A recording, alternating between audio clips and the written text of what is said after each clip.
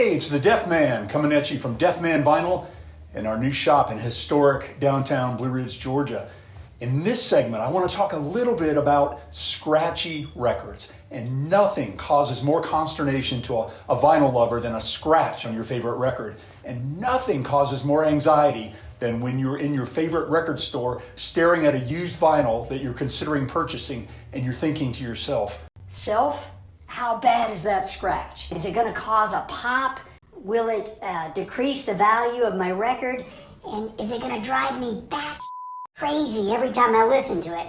And in the back of everyone's mind is the thought, what if I just fix it? There's got to be a way to repair a scratch. So, full disclosure, I went a little clickbaity with the title of this video. The reality, the cold hard truth, is that you cannot repair a scratched record. There, I said it. And anybody who tells you that they can repair a scratched record is pissing in your boot and telling you it's rain, as we say here in the South. There's just no way to fix a scratch, and here's why. A record is a very physical medium. It's a product of an analog process, so it's not full of ones and zeros like a CD. It's actually full of bumps and valleys. All the audio data is physically etched into those grooves, and the stylus reads it like a finger tracing over braille. So the reality is that anything that gets between the stylus and the bumps and valleys in that groove is going to cause problems. And that's exactly what a scratch does. It is a physical break between the stylus and the audio data in the grooves. And depending on the depth and the characteristics of the scratch, it causes a pop, a hiss, a crackle, or in some instances, a skip. So even if you could fill in a scratch with some substance, you would still be missing the audio data that the scratch wiped out. So again, the cold hard truth is nothing fixes a scratch. But what if you're out in a vinyl crawl and you're flipping through the racks at your favorite record store, or you're at a record show, and invariably you're going to find a record that you want that has some sort of scratch in it. There are only so many Mint and VG Plus records out there, so you're gonna run into a tough decision. Well, in a perfect world, your record shop has a turntable or two dedicated to giving records a test listen. We have two here at Deaf Man Vinyl that folks can slip on the headphones and preview a used record before buying. Of course, not all shops are set up with tester turntables, so how do you decide? Well, it helps if you understand the basic types of scratches and how they will affect playback. I know that sounds funny, but having a sense of what scratches cause problems and which don't is really going to help you make those decisions when you can't test listens. So let's start with this, which is technically not a scratch, but a scuff. And they're typically a white smudge.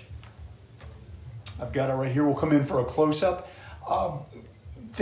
Scuffs can kind of look alarming, but in my experience, they typically don't have any effect on sound quality at all. They're just cosmetic.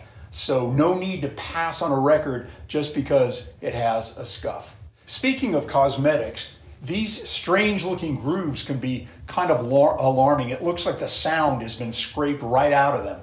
But this is really just a reflection of the audio data that is in this particular passage of music. It creates a different type of physical appearance to the groove, but has absolutely no negative impact on sound quality.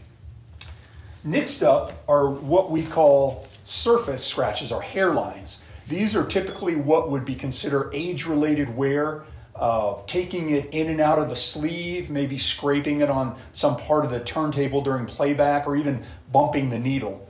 If these hairlines are few and far between, you should experience really no real noticeable noise, especially in a bold, loud record like an AC/DC Back in Black.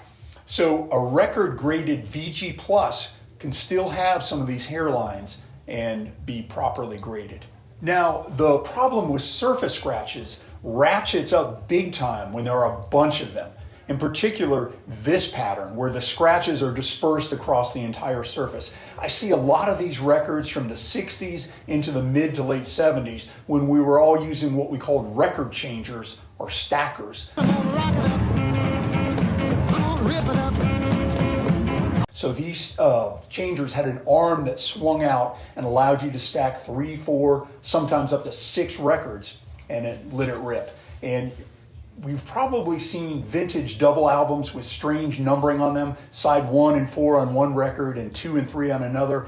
That's so they could be stacked on a record changer, which plays the one side and then drops the next record.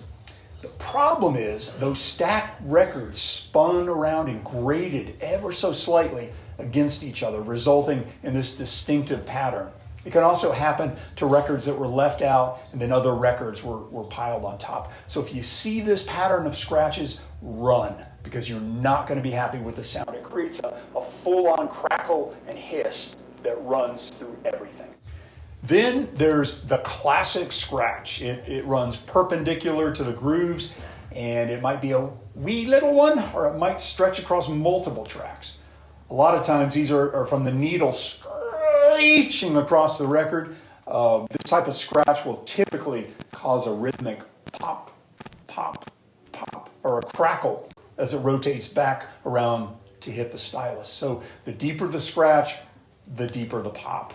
But sometimes you get lucky and that doesn't reach down into the groove. So you can sometimes very gently rub your finger over the scratch and tell. So, sorry to be the bearer of bad tidings. Scratched records can't be unscratched. Of course, properly cleaning your used records, both a deep clean when you bring it home and then a quick brush before you play it, will do wonders for improving playback and sound quality. We've got a full line of carbon fiber brushes, disc washer, pad cleaners, and even a deep groove record cleaning machines if you want to give your record a bath. And all of those things are available at deafmanvinyl.com. And of course, we always appreciate your business. Well, I hope that was helpful. The bad news is you can't fix a scratch. The good news is you can be a more educated vinyl consumer when you understand the different kinds of scratches and imperfections that can be found on a record and what that'll do to your playback experience. As always, if you have questions, hit us up with a comment and I'll get right back to you. And please stay tuned for more great videos on record care, vinyl record collecting, and vintage stereo gear. And until next time, keep them spinning.